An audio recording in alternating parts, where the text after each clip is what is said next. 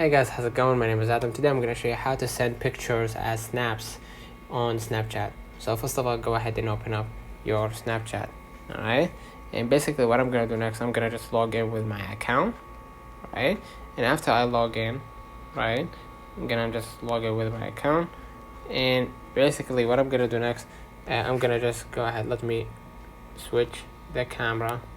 Right, now what I'm going to do, I'm going to just go ahead and click on my memories at the bottom left, and then basically I'm going to go ahead to the camera roll, or we can just go ahead to home and use one of those snaps that you send.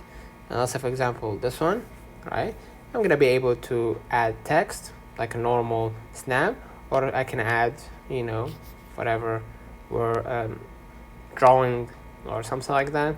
I can add filter if I wanted to, and basically after I finish, just hit send to, and then I'm gonna be able to send it like a normal story. Alright, so let me know in the comments if this video helped you. Don't forget to like and subscribe, and thank you for